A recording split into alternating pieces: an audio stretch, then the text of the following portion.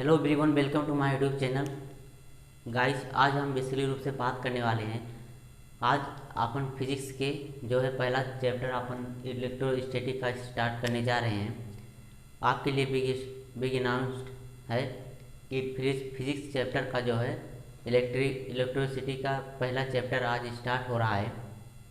तो गाइस, आपको ध्यानपूर्वक इस लेक्चर के बारे में सुनना है, बहुत ही इम्पोर्टेंट होने वाला है। आप यहाँ देख सकते हो, अपन बात करेंगे इलेक्ट्रोस्टैटिक चैप्टर के बारे में। फिजिक्स का पहला चैप्टर है 12th क्लास का। इलेक्ट्रोस्टैटिक चैप्टर क्या है दोस्तों? हम फिजिक्स के जो चैप्टर है 12th क्लास का, उसे हम किस पार्ट में पढ़ते हैं वो अपन बता देते हैं। 12th फिजिक्स चैप्टर जो है अपन दो पार्ट में पढ़ते हैं। पहला पार्ट जो है इलेक्ट्रोस्टैटिक पर बेस्ड होता है। पहला पार्ट जो है वो चार्ज पर बेस्ड होता है एंड सेकेंड पार्ट जो है हम जो है पार्टिकल के बारे में पढ़ते हैं। तो फर्स्ट पार्ट की अपन बात करें तो फर्स्ट पार्ट में जो है फर्स्ट पार्ट में अपन 3 पार्ट करके पढ़ते हैं। फर्स्ट पार्ट अपन जो है चार्ज के बारे में, ये इस प्रकार से आप देख सकते हो। फर्स्ट पार्ट क्या है, चार्ज के बारे में पढ़ते हैं। और इस चार्ज में जो है अपन तीन पार्ट में पढ़ते हैं। पहला पार्ट होता है अपना जो है जब चार्ज जो है स्टैटिक होता है। जब चार्ज जो है स्टैटिक होता है, जब चार्ज स्टैटिक हो, यहाँ आप देख सकते हो जब चार्ज स्टैटिक हो। सेकेंड पार्ट में हम अपन पढ़ते हैं जब मूविंग कर रहा हो चार्ज। क्या कर रहा हो गाइस? मूविंग कर रहा हो। एंड सेकेंड पार्ट में पढ़ते हैं जब चार्ज एक्सीलरेशन कर रहा हो। क्या कर रहा हो गाइस? एक्सीलरेशन कर रहा हो। ये अपन जो है थर्ड पार्ट में फर्स्ट पार्ट फिजिक्स का जो है अपन पढ़ते हैं। इस प्रकार से जो है फिजिक्स का फर्स्ट पार्ट पढ़ते हैं। और सेकेंड पार्ट की बात करें तो गाइस उसमें 2 पार्ट में अपन पढ़ते हैं। फर्स्ट पार्ट उसमें पढ़ते हैं पार्टिकल के बारे में एंड सेकेंड पार्ट उसमें पढ़ते हैं वेव या रेडिएशन के बारे में। तो अपन फर्स्ट पार्ट की पहला चैप्टर जो है इलेक्ट्रोस्टैटिक का पहला chapter electric field and charge upon start करने जा रहे हैं। गाइस, आप वीडियो लेक्चर में बने रहिए, बहुत ही इंपॉर्टेंट होने वाला है ये वीडियो लेक्चर। इलेक्ट्रोस्टैटिक मीन्स क्या है गाइस? मैं आपको बता दूं इलेक्ट्रोस्टैटिक का मीनिंग क्या है। इलेक्ट्रोस्टैटिक का मीनिंग है गाइस कि जब चार्ज को अपन स्थिर रहता है, क्या है यहाँ आप लिख सकते हो, जब चार्ज कहीं पर स्थिर रखा हो, मूव ना कर रहा हो या एक्सीलरेशन ना कर रहा हो, तो अपन बोलते हैं इलेक्ट्रोस्टैटिक। इलेक्ट्रो का मतलब चार्ज, स्टैटिक का मतलब स्थिर है। यहाँ आप इसे लिख सकते हो स्टैटिक चार्ज। क्या है? स्टैटिक। यहाँ आप गाइस लिख सकते हो स्टैटिक चार्ज। जो चार्ज होता है हमारा वो कहीं पर जो है स्थिर रखा हुआ है, वो जो है मूव नहीं कर रहा है। अब अपन बात करने वाले हैं कि इलेक्ट्रोस्टैटिक मीनिंग अपने ने बताया कि स्टैटिक चार्ज होता है। जो चार्ज अपन मूव नहीं करता है वो अपन इलेक्ट्रोस्टैटिक में पढ़ेंगे। फर्स्ट चैप्टर हमारा इसमें क्या है, इलेक्ट्रिक फील्ड एंड चार्ज का फर्स्ट, इलेक्ट्रोस्टैटिक का फर्स्ट चैप्टर है इलेक्ट्रिक फील्ड एंड चार्ज। सबसे पहले गाइस अपन बात कर लेते हैं चार्ज के बारे में, थोड़ा इंट्रोडक्शन दे देते हैं। चार्ज बेसिकली रूप से चार्ज आया कहाँ से और चार्ज की जो है कल्पना जो है किसने की थी। चार्ज की कल्पना किसने की थी और चार्ज जो है आया कहाँ से। यहाँ आप गाइस देख सकते हो 2525 वर्ष पहले, क्या है 25 ईयर्स पहले जो है थेल्स नामक वैज्ञानिक ने, क्या नाम क्या है साइंटिस्ट का? थेल्स। यहाँ आप लिख सकते हो इस प्रकार से, क्या है? थेल्स नामक वैज्ञानिक ने जो है कहाँ पर चार्ज को देखा था? अंबर के वृक्ष पर। यहाँ आप लिख सकते हो अंबर के वृक्ष पर। ये आपको थोड़ा सा चार्ज के बारे में इंट्रोडक्शन था। 2500 ईयर्स पहले जो है थेल्स नामक साइंटिस्ट ने अंबर के ब्रिज पर जो है चार्ज को देखा था, उन्होंने ही चार्ज की जो है संकल्पना की थी। अब अपन बात कर लेते हैं कि चार्ज को ऐसे फिर अनेकों वैज्ञानिक ने जो है चार्ज के बारे में धीरे धीरे बताया। गिलबर्ट नामक वैज्ञानिक ने भी चार्ज के बारे में बताया था। अब अपन बात कर लेते हैं कि चार्ज जो है, चार्ज में क्या होता है। एक वैज्ञानिक आए थे जो है, उन्होंने बताया कि बाद में पता चला कि चार्ज जो है दो प्रकार का होता है। फर्स्ट टाइप ऑफ चार्ज क्या है? फर्स्ट टाइप ऑफ चार्ज है निगेटिव चार्ज, जिसे आप बोलते हो माइनस या ऋणात्मक चार्ज बोलते हो। क्या है? Negative charge. फर्स्ट चार्ज क्या है? Negative charge. And second charge जो है, सेकेंड चार्ज है positive charge. Positive charge. Guys video lecture बहुत ही इंपॉर्टेंट होने वाला है, ध्यान दीजिए। क्या है? आपन ने बताया कि चार्ज 2500 वर्ष पहले थेल्स नामक वैज्ञानिक ने अंबर के ब्रिज पर देखा था। चार्ज जो है दो टाइप्स का होता है, negative charge and positive charge. आप अपन बता दें निगेटिव चार्ज क्या होता है एंड पॉजिटिव चार्ज क्या होता है। निगेटिव चार्ज कहाँ पर होता है? जहाँ पर जो है किसी की आवश्यकता अधिक हो तो वहाँ पर निगेटिव चार्ज होता है। पॉजिटिव का मतलब है कमी हो, लेजर हो तो वहाँ पर पॉजिटिव चार्ज होता है। अब अपन बात कर लेते हैं चार्ज के बारे में, इतना बात कर लिया। चार्ज का जो है यूनिट क्या होता है, अपन यूनिट की बात कर लेते हैं। चार्ज की जो यूनिट होती है, क्या है? चार्ज की जो यूनिट होती है, यहाँ पर उसकी यूनिट क्या है? आप बोल सकते हो कूलम्ब। उसकी यूनिट क्या है? कूलम्ब है। क्या है गाइज? कूलम्ब है। आप उसे कूलम्ब से रिप्रेजेंट करते हो। यूनिट क्या है? कूलम्ब है चार्ज की। अब अपन बात कर लेते हैं, ये निगेटिव एंड पॉजिटिव चार्ज एक फोर्स भी अप्लाई करते हैं। फोर्स क्या है? जब अपन ये निगेटिव चार्ज इस प्रकार से, जब माइनस माइनस होंगे, जब दो निगेटिव चार्ज साथ में होंगे या दो पॉजिटिव चार्ज साथ में होंगे, इस प्रकार से आप देख सकते हो, दो पॉजिटिव चार्ज साथ में होंगे तो क्या है गाइज? इन पर जो है रिपल्सन का फोर्स लगता है। कौन सा फोर्स लगता है? रिपल्सन का फोर्स। यहाँ आप लिख सकते हो कौन सा फोर्स लगता है? रिपल्सन का फोर्स। बहुत ही इंपॉर्टेंट है गाइज, यहाँ ध्यान दीजिए। रिपल्सन का फोर्स ये लगता है यदि माइनस एंड प्लस साथ में हो या प्लस एंड माइनस साथ में हो। जब दो ये अलग अलग चार्ज जो निगेटिव पॉजिटिव साथ में होंगे तो ये एक दूसरे को जो है अट्रैक्शन करते हैं, आकर्षण करते हैं। यहाँ पर कौन सा फोर्स लगता है? अट्रैक्शन का फोर्स लगता है। यहाँ आप गाइस देख सकते हो कौन सा फोर्स लगता है? अट्रैक्शन का फोर्स लगता है। और यहाँ पर रिपल्सन का फोर्स लगता है। ये तो चार्ज के बारे में गाइस थोड़ा सा जो है इंट्रोडक्शन था। अब अपन मूव करते हैं जो है नेक्स्ट टॉपिक पर। वीडियो लेक्चर में बने रहिए गाइस, बहुत ही इंपॉर्टेंट होने वाला है। अब अपन पढ़ने वाले हैं जो है फर्स्ट पार्ट में मैंने बताया जो है 3 इम्पॉर्टेंट क्वेश्चन हैं गाइस, मैं उसको अपन इस ही वीडियो लेक्चर में जो है डिस्कशन करने वाले हैं, जो बहुत ही इम्पॉर्टेंट है गाइस, जो है आप सोच भी नहीं सकते हो। मैं आपको बता दूं कि 12th बोर्ड एग्ज़ाम में जो है ये 3 क्वेश्चन जो है हर ईयर जो है कहीं ना कहीं से पूछ लिए जाते हैं। एक ही क्वेश्चन जो है पूछ लिया जाता है जो है ऑब्जेक्टिव टाइप से, और छोटे छोटे कॉम्पिटिटिव एग्जाम में भी ये क्वेश्चन पूछ लिए जाते हैं। अपन जो है ये 3 क्वेश्चन क्या हैं वो अपन जो है बता दें। बहुत ही इंपॉर्टेंट क्वेश्चन है, इसे आपको ध्यान देना है।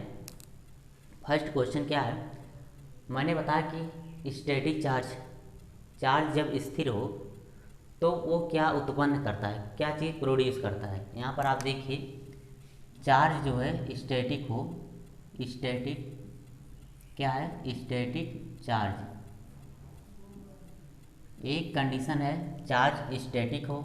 इम्पॉर्टेंट क्वेश्चन यहाँ पर लिख देते हैं, इम्पॉर्टेंट क्वेश्चन नंबर 1 क्या है? जब चार्ज स्टैटिक हो तो वह क्या चीज़ प्रोड्यूस करता है। एंड सेकेंड क्वेश्चन क्या है? सेकेंड है जब चार्ज मूविंग कर रहा हो, मूविंग क्या चीज़ guys? Moving charge. Moving charge, जब चार्ज जो है मूव कर रहा है तो वो क्या चीज़ प्रोड्यूस करता है। एंड जो थर्ड टॉपिक में क्या है, जब चार्ज एसिलेशन कर रहा हो तो वह क्या चीज़ उत्पन्न करता है, जो है प्रोड्यूस करता है, क्या कर रहा हो, एसिलेशन कर रहा हो। सेकेंड थर्ड में चार्ज जो है एसिलेशन चार्ज। अब अपन बता देंगे गाइस, जो फर्स्ट है स्टैटिक चार्ज, वह जब चार्ज स्थिर होगा कहीं पर जो चार्ज स्थिर है, मूवमेंट नहीं कर रहा है, ना ऑसिलेशन कर रहा है, तो केवल वह जो है इलेक्ट्रो फील्ड जो है प्रोड्यूस करेगा, विद्युत क्षेत्र केवल प्रोड्यूस करेगा। सेकेंड की बात कर ले, मूविंग चार्ज, यहाँ पर भी कंडीशन है, यहाँ पर कोई कंडीशन नहीं, बट यहाँ पर कंडीशन है, क्या है, जब चार्ज मूव कर रहा हो, जब चार्ज मूव कर रहा हो बट जो है एक समान वेग से मूव कर रहा हो, तो वहाँ पर मूविंग चार्ज जो है क्या चीज़ जो है प्रोड्यूस करता है गाइस, वहाँ पर मूविंग चार्ज जो है मैग्नेटिक फील्ड प्रोड्यूस करता है, जो अपन फर्स्ट पार्ट के सेकेंड पार्ट में पढ़ने वाले हैं। अब अपन बता दें फर्स्ट पार्ट के थर्ड पार्ट में पढ़ने वाले हैं, जब चार्ज एसिलेशन करता है तो चार्ज जो है क्या चीज़ मूव कर रहा हो। यहाँ पर कंडीशन क्या है, यहाँ पर कंडीशन है कि जो है इसकी जो है स्पीड जो है एक समान ना हो, तो अपन बोलते हैं एसिलेशन कर रहा है। कोई भी पार्टिकल जो उसकी स्पीड एक समान ना हो, हर पॉइंट पर जाके अलग हो जाए, कहीं पर कम हो जाए कहीं पर ज़्यादा हो जाए, तो अपन बोलते हैं चार्ज जो है वह पार्टिकल जो है एसिलेशन कर रहा है। तो वहाँ पर क्या चीज़ ये प्रोड्यूस करेगा, एसिलेशन चार्ज ये प्रोड्यूस करेगा इलेक्ट्रोमैग्नेटिक रेडिएशन, विद्युत चुम्बकीय तरंगें ये प्रोड्यूस करने वाला है। इसे आप फिजिक्स के फर्स्ट पार्ट के थर्ड पार्ट में पढ़ने वाले हैं। यहाँ पर अपन जो मैंने बताया उसे यहाँ पर लिख देते हैं जल्दी से। इलेक्ट्रिक चार्ज जो है वो प्रोड्यूस करेगा क्या चीज़, इलेक्ट्रिक फील्ड। यहाँ आप लिख सकते हो गाइस, इलेक्ट्रिक फील्ड जो है प्रोड्यूस करेगा, इलेक्ट्रिक, यहाँ पर इलेक्ट्रिक फील्ड है, आपको यहाँ ध्यान दीजिए गाइस, क्या है, इलेक्ट्रिक फील्ड है, electric field produce, electric field को जो है प्रोड्यूस करेगा। यहाँ पर मूविंग चार्ज जो है, यहाँ पर ये क्या चीज़, मैग्नेटिक फील्ड जो है प्रोड्यूस करेगा, मैग्नेटिक, आप यहाँ गाइस देख सकते हो क्या है, मैग्नेटिक फील्ड, मैग्नेटिक फील्ड जो है ये प्रोड्यूस करने वाला है, प्रोड्यूस। यहाँ पर कंडीशन क्या होनी चाहिए, कंडीशन जो होनी चाहिए, इसकी स्पीड जो है हर पॉइंट पर इक्वल है। मैं यहाँ पर इसकी कंडीशन लिख देता हूँ,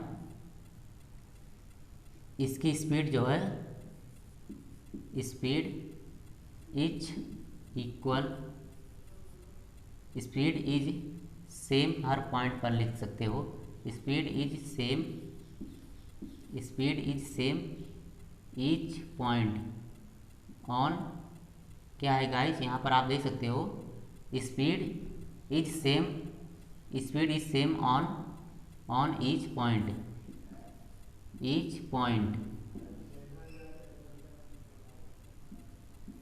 ईच पॉइंट। इसका मीनिंग क्या है कि स्पीड जो है हर पॉइंट पर जो है सेम है। एंड थर्ड में क्या है, थर्ड क्वेश्चन क्या है, एसिलेशन चार्ज कर रहा हो तो इलेक्ट्रोमैग्नेटिक फील्ड प्रोड्यूस करता है, क्या है,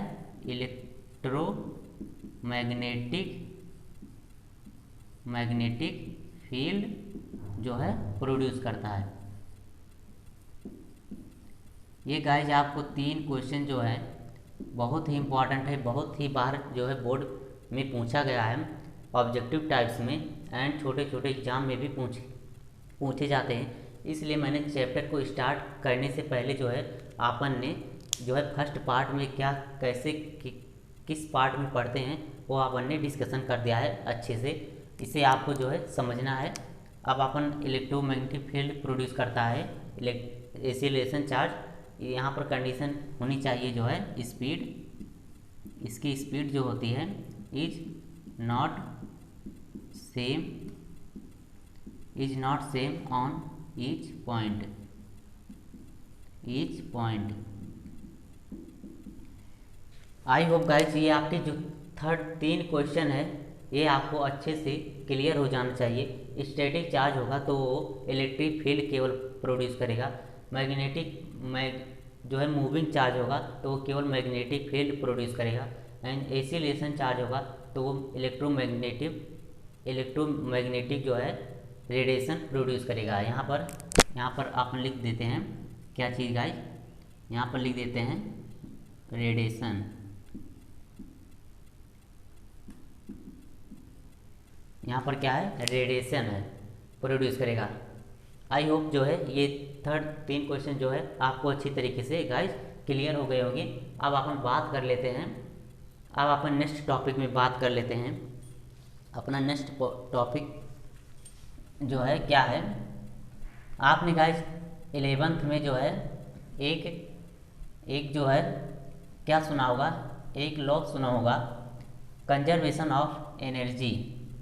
कंजर्वेशन ऑफ एनर्जी क्या है, आपने 11th चैप्टर में शायद परहैप्स जो है फर्स्ट चैप्टर में ही पढ़ा है कंजर्वेशन एनर्जी।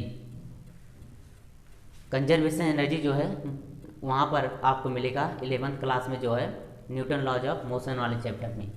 तो कंजर्वेशन एनर्जी आप आई होप आपने पढ़ा हुआ है। आप बताइए कंजर्वेशन ऑफ एनर्जी क्या होता है, सोचो गाइस क्या होता है कंजर्वेशन ऑफ एनर्जी। जिस स्टूडेंट को पता है बहुत अच्छा, और जिसे नहीं पता है गाइस वो यहाँ पर जो है मैं बताने जा रहा हूँ। जो है यहाँ पर देखिए कंजर्वेशन ऑफ एनर्जी जो होता है गाइस वो क्या होता है, एनर्जी जो है ना ही जो है नष्ट किया जा सकता है और ना ही जो है उत्पन्न किया जा सकता है। एनर्जी जो है एक टॉपिक से जो है दूसरे टॉपिक में बदला जा सकता है। किस प्रकार से, आपने जो है इस प्रकार से जो कोई जो है विद्युत ऊर्जा है उसको रासायनिक ऊर्जा में बदल देते हैं, इस प्रकार से। इसी प्रकार से जो है यहाँ पर अपन क्या पढ़ने वाले हैं, कंजर्वेशन ऑफ इलेक्ट्रिक चार्ज। क्या है, कंजर्वेशन ऑफ इलेक्ट्रिक चार्ज। अपन यहाँ पर लिख देते हैं क्या चीज़ है, conservation of electric charge. Conservation of electric charge,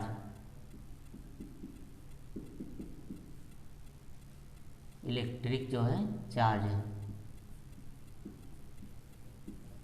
conservation of electric charge basic रूप से होता क्या है, जिस प्रकार से आप कंजर्वेशन ऑफ एनर्जी पढ़ते हो उसी प्रकार से हम पढ़ेंगे conservation of electric charge. Electric charge meaning जो है विद्युत आवेश को आपन जो है कहीं पर जो है नष्ट नहीं कर सकते हो और ना ही उत्पन्न कर सकते हो। यही होता है क्या चीज़, कंजर्वेशन ऑफ इलेक्ट्रिक चार्ज। अब अपन जो है नेक्स्ट टॉपिक में बात करने वाले, अपन ने बताया जो चार्ज का यूनिट होता है कूलम होता है। यहाँ तक तो क्लियर है आपको गाइस, आई होप अच्छे तरीके से क्लियर होगा। अब अपन नेक्स्ट टॉपिक में बात कर लेते हैं। नेक्स्ट टॉपिक अपना क्या है, इसे अपन रिमूव करके नेक्स्ट टॉपिक की बात कर लेते हैं। नेक्स्ट टॉपिक क्या है, जो ये चार्ज है गाइस, चार्ज की जो यूनिट मैंने बताई कूलम, चार्ज की जो मैंने यूनिट बताई कूलम होती है। चार्ज की यूनिट मैंने बताया क्या होती है, कूलम्ब होती है। क्या होती है गाइस, कूलम्ब होती है। क्या होती है गाइस, कूलम्ब होती है। ये तो आपको चार्ज की यूनिट पता हो गई, कूलम्ब होती। बट इसके जो है बीमा क्या है, इसकी जो है बीमा अपन यहाँ पर निकालते हैं। बीमा इसकी क्या है, चार्ज को अपन रिप्रेजेंट करते हैं क्यू से अपन जो है चार्ज को रिप्रेजेंट करते हैं। आपने एक फार्मूला सुना होगा, क्यू इक्वल टू होता है आई टी के, या इक्वल टू होता है एन ई के, राइट।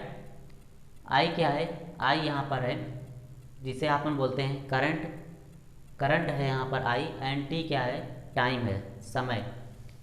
यहाँ पर ई क्या है, चार्ज है। किसका चार्ज है, इलेक्ट्रॉन का, या प्रोटॉन हो सकता है या न्यूट्रॉन हो सकता है। न्यूट्रॉन का बेसिक रूप से चार्ज ही नहीं होता है, न्यूट्रल होता है। यहाँ पर इलेक्ट्रॉन प्रोटॉन का जो ई है वो चार्ज होता है। और एन क्या है, यहाँ पर नंबर ऑफ जो है, एन क्या है यहाँ पर नंबर ऑफ मोल्स होते हैं। अब इस फार्मूले को लेकर इसकी जो है अपन बीमा फाइंड करते हैं। क्यू इक्वल टू हो जाएगा आई को अपन आई की बीमा क्या होती है, करंट की बीमा होती है जो अपन ए से रिप्रेजेंट करते हैं इस प्रकार से। ए डायमेंशन को गाइस, डायमेंशन को बड़े कोष्टक के रूप में व्यक्त करते हैं इस प्रकार से। आई होप आपने 11 में पढ़ा हुआ है।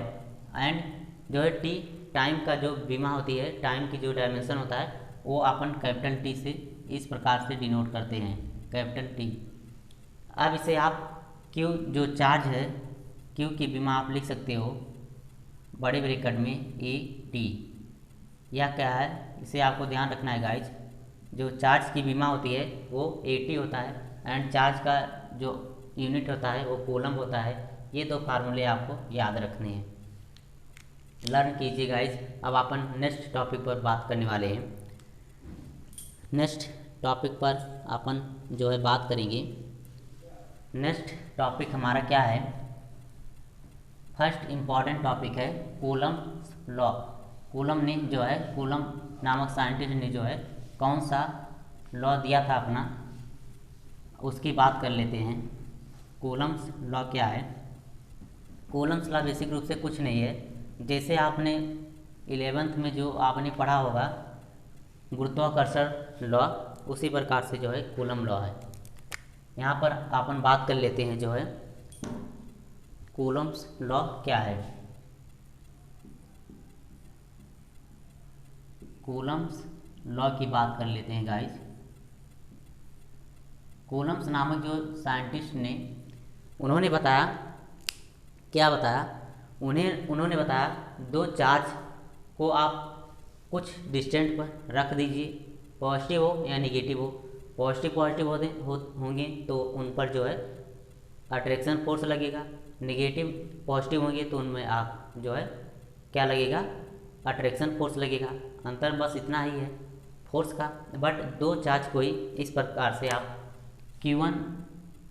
Q1 first charge and Q2 second charge. क्या है Q1 first charge and Q2 second charge, आपन ने इसे कुछ डिस्टेंट पर जो है अपन रखा है। डिस्टेंट क्या है, डिस्टेंट अपन मान लेते हैं कि स्मॉल आर है। डिस्टेंट क्या है गाइज, स्मॉल आर है। इस प्रकार से आप इसे डिनोट कर सकते हो। स्मॉल आर है ये Q एंड Q2 से डिस्टेंट, Q एंड Q2 से डिस्टेंट क्या है, स्मॉल आर है। ये जो स्मॉल आर है, ये कूलम्ब ने क्या बताया, दो चार्ज को कुछ डिस्टेंस पर रख दीजिए, उनमें जो फोर्स लगने वाला है, उनमें जो फोर्स लगेगा वह कौन सा फोर्स होगा, इनमें जो फोर्स लगेगा, फोर्स जो होगा वो प्रोपोर्शनल होगा इसकी डिस्टेंस के वर्ग के व्युत्क्रमानुपाती होगा। एंटी प्रोपोर्शनल होगा इसकी डिस्टेंस के वर्ग के आर स्क्वायर। ये जो है फर्स्ट जो है कंडीशन कूलम्ब नामक साइंटिस्ट ने बताया, दो चार्ज को कुछ डिस्टेंस पर रखने पर। सेकेंड बताया जो फोर्स होगा प्रोपोर्शनल होगा किसके, Q1 एंड Q2 के दोनों चार्ज के गुणनफल के, Q1 एंड Q2 के। ये क्या होगा, प्रोपोर्शनल होगा। इन दोनों को जब आपको ऐड करोगे, इन दोनों समीकरणों को जब आप ऐड करोगे तो क्या मिलेगा, मिलेगा F proportional Q1 Q2 upon R square. ये अपने को फाइंड हो गया, ये क्या है, अपने को फाइंड हो गया। अब जो है प्रोपोर्शनल साइन हटाने के लिए एक कांस्टेंट जो है दिया, कांस्टेंट क्या है, के एक कांस्टेंट दिया। इसे आप इस प्रकार से लिख सकते हो, क्या है, के एक कांस्टेंट दिया F इक्वल टू के Q1 Q2 upon R square. अब ये के जो कांस्टेंट है उसकी वैल्यू क्या होती है, अपन उसकी वैल्यू फाइंड कर लेते हैं। वैल्यू होती है 1 अपान के की जो वैल्यू होती है 1/4 पाई एप्सिलॉन 0। इसे आप बोलते हो एप्सिलॉन 0। ये के की वैल्यू होती है। यहाँ पर गाइस आपको ध्यान रखना है, ये के की वैल्यू होती है। अब अपन बात कर लेते हैं यहाँ पर एप्सिलॉन 0 की क्या वैल्यू होती है। एप्सिलॉन 0 की वैल्यू होती है, आपको ध्यान रखना है, ये सब जो है बहुत ही काम आने वाला है। नेक्स्ट टॉपिक आप जब पढ़ोगे तो ये आपको हर जगह मिलने वाला है, हर टॉपिक में मिलने वाला है। एप्सिलॉन 0 की वैल्यू जो होती है 8.85 गुणे 10⁻⁻12 होती है। 10 की पावर क्या होती है गाइस, -12 होती है। एंड जो है इसके पूरे की वैल्यू जो होती है 1/4πε0 की जो वैल्यू होती है वो 9 गुणे 10⁻9 होती है। ए राइट है।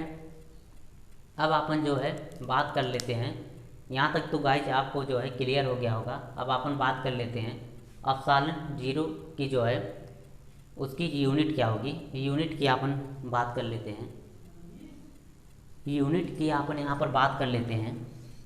यूनिट क्या है आप यहाँ गाइस देख सकते हो। यूनिट अपन क्या है, यूनिट बहुत पूछा जाता है गाइस, उसके जो है डायमेंशन भी पूछे जाते हैं बहुत, उसके डायमेंशन और यूनिट की अपन बात कर लेते हैं। बहुत ही इम्पॉर्टेंट है, ध्यान दीजिएगा गाइस। जो है यहाँ आपको ध्यान देने की आवश्यकता है। मैं इसे रिमूव कर रहा हूँ और इसकी यूनिट और इसके डायमेंशन एप्सिलॉन 0 की जो है बताने जा रहा हूँ। ये एप्सिलॉन 0 की यूनिट एंड डायमेंशन मैं जो है रियलिटी में बता रहा हूँ गाइस, बहुत ही इम्पॉर्टेंट है, आपको हर जगह मिलने वाला है। ध्यान से पढ़िएगा, ध्यान दीजिए, फोकस कीजिए अपने स्क्रीन पर और यहाँ पर फोकस कीजिए। एप्सिलॉन 0 मैंने आपको बताया, एप्सिलॉन 0 जो है की वैल्यू होती है क्या 8.85 गुणे 10⁻⁻12 राइट।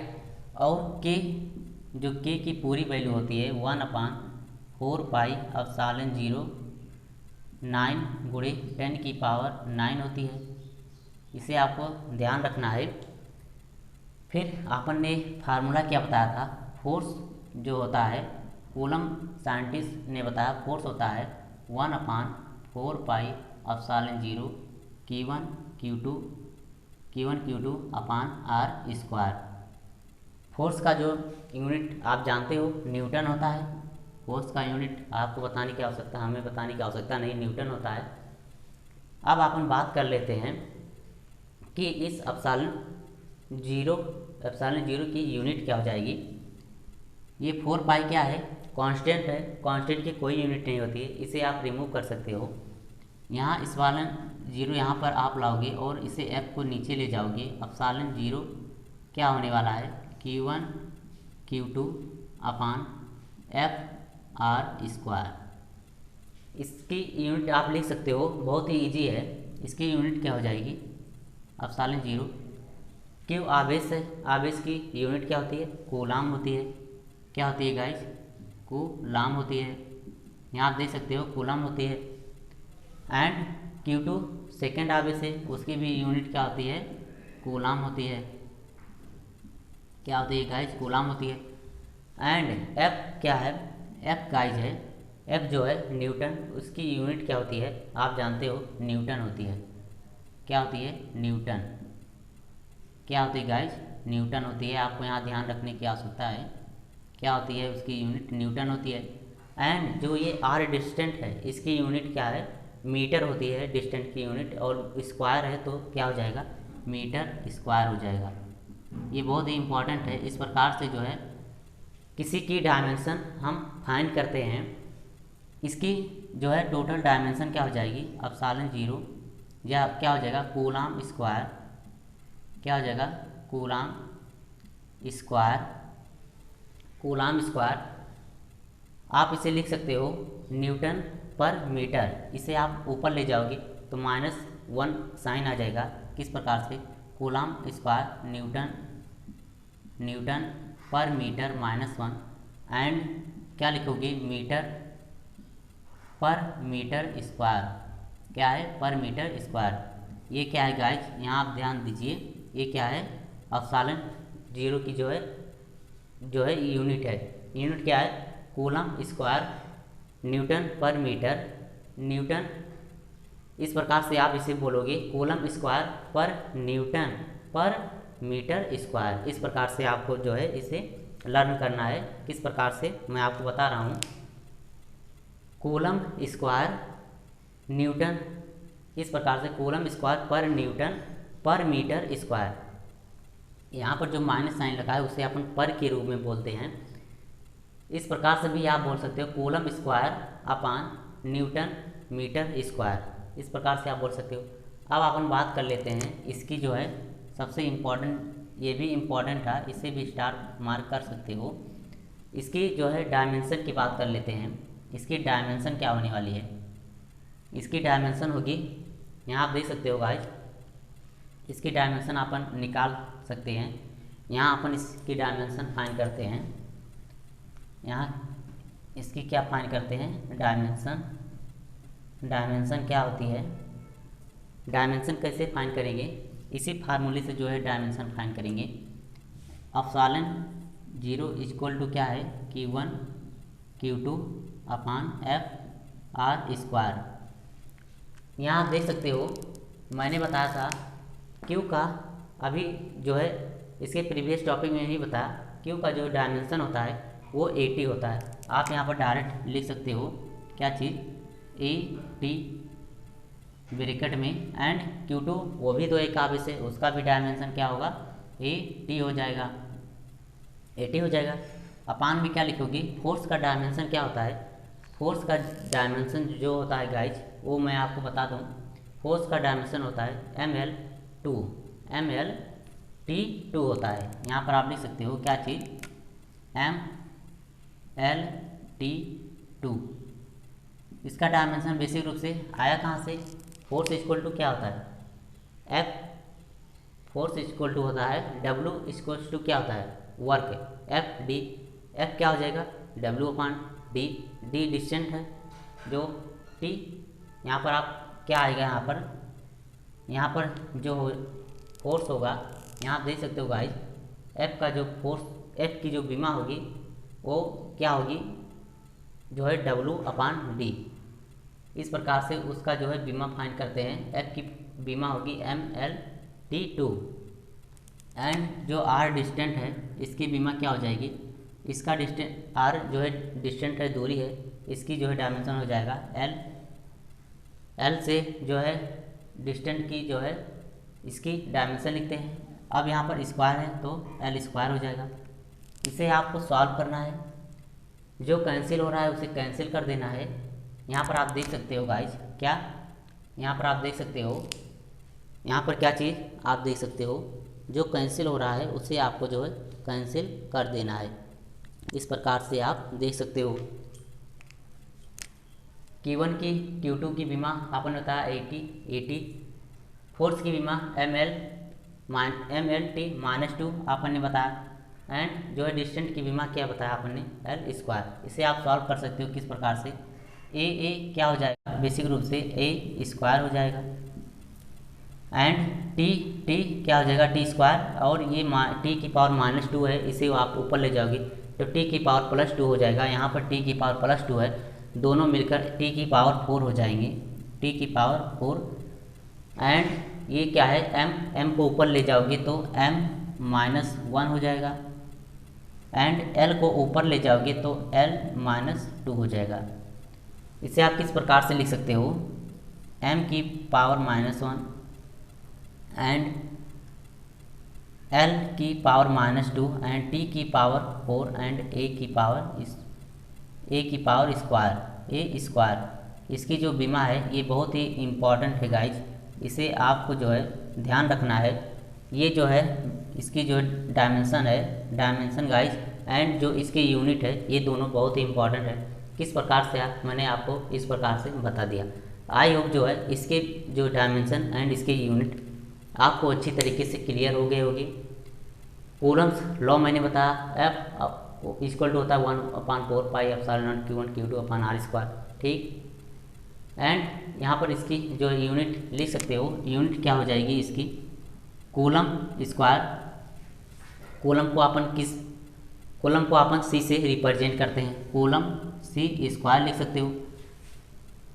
पर न्यूटन है N, न्यूटन को N से रिप्रेजेंट करते हो, -1 लिख सकते हो एंड मीटर पर मीटर स्क्वायर है तो मीटर को आप किस प्रकार से रिप्रेजेंट करते हो? मीटर को आप जो है L से रिप्रेजेंट करते हो, मीटर को आप M से रिप्रेजेंट करते हो, मीटर M से, M की पावर -2 हो जाएगा। यही जो है एप्सिलॉन नॉट की ये जो है डायमेंशन हो जाएगी कूलम स्क्वायर पर न्यूटन पर मीटर स्क्वायर। आप इस प्रकार से बोल सकते हो कूलम स्क्वायर अपॉन न्यूटन प्रति न्यूटन मीटर स्क्वायर, इस प्रकार से। एंड इसकी डायमेंशन क्या हो जाएगी m-1 l की पावर -2 t की पावर 4 a की पावर 2। ये जो डायमेंशन एंड ये जो अपन ने यूनिट बताई एंड जो प्रीवियस टॉपिक में जो 3 जो है अपन ने क्या बताए थे, 3 क्वेश्चन बताए थे, उसको आपको जो है इस वीडियो लेक्चर जो है आपके लिए बहुत ही इंपॉर्टेंट है। ये अपन ने बेसिक बात किया था इलेक्ट्रोस्टैटिक के चैप्टर में। कल से जो है नेक्स्ट टॉपिक में अपन इलेक्ट्रिक चार्ज एंड फील्ड के जो फर्स्ट चैप्टर है हमारा इलेक्ट्रोस्टैटिक का, उसे अपन कवर करने वाले हैं। नेक्स्ट वीडियो में guys upon electric field and charge की जो है फर्स्ट टॉपिक अपन डिस्कशन करेंगे। आज की वीडियो लेक्चर में बेसिक चीज़ जो है मैंने क्लियर कर दी है, जो हमें क्लियर करनी चाहिए थी चैप्टर स्टार्ट करने से पहले, इसलिए मैंने आपके जो है आपके साथ क्लियर कर दिया ताकि आपको जो है कोई प्रॉब्लम ना हो चैप्टर स्टार्ट होने पर। अब अपन मिलते हैं गाइस नेक्स्ट वीडियो लेक्चर में, तब तक के लिए गुड बाय, थैंक यू। दोस्तों एवरीवन, आप हमारे चैनल में नए हैं तो एडवाइस है कि आप हमारे चैनल को सब्सक्राइब, लाइक, शेयर ज़रूर से ज़रूर करें। आपको वीडियो पसंद आ रहे हैं, जो टॉपिक मैं डिस्कशन कर रहा हूँ वो आपको पसंद आ रहा है, तो आपके समझ में आ रहा है तो ज़रूर देखिए। एक बार में नहीं समझ में आया तो दो तीन बार देखिए। आपकी जो है मैं जो डिस्कशन कर रहा हूँ जो टॉपिक वो इम्पॉर्टेंट है, आपको क्लियर होना चाहिए। तो मिलते हैं गाइस नेक्स्ट वीडियो लेक्चर में, तब तक के लिए goodbye, thank you and best of luck.